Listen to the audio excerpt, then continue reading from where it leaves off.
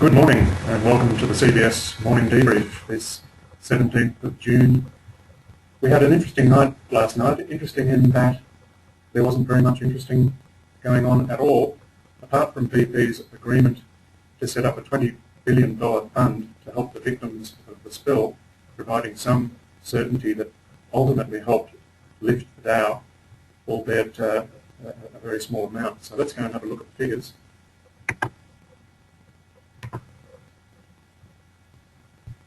Okay, so 4.69% or 0.5% for the Dow. We'll look down through some of the other indices with the S&P 500 down 0.62, Nasdaq up 0.05. Moving across to Europe, we saw a reasonably good showing from the FTSE, up 20 points, and this was on the back of some of the regulatory changes that are being proposed. So that market holding up quite well there, considering data that or news that might otherwise have caused concerns. The DAX was up 15, CAC up 14, and the DJ stock 600 up 0.19.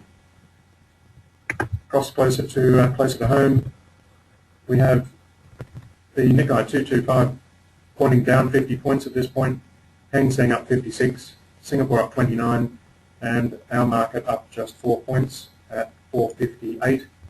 Which is really taking the lead from the US, it would seem, in that instance. Currencies, yen up rather down, 0.12, Hong Kong at $7.97, Singapore 139, and the Aussie at 0.86, down 0.002.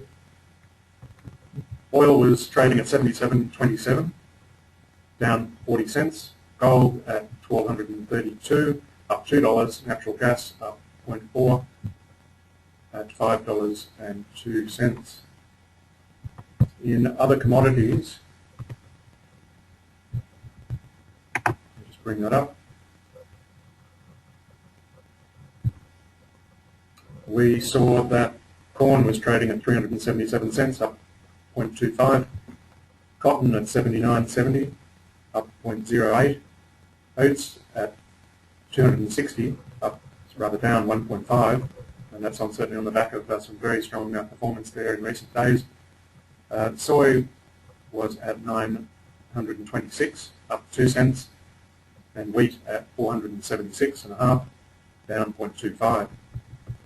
Copper at 299 cents per pound, which was down 1.5. Silver at $18.46, which was up 0.02. Moving on to have a look at what we can expect as far as economic data out. We have a couple of results that indicate or suggest reasonably high importance, with Swiss government coming out with their interest rates decision expected to be 0.25.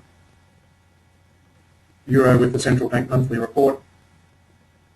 And out of the UK, we have retail sales month on month for May and year on year for May. Out of the States later on this evening, we have the US Consumer Price Index for May, Consumer Price Index excluding food and energy, the year on year result, and that should wrap up the significant data that might come through this evening. And that about wraps up the CBS morning debrief. Thanks for your attention.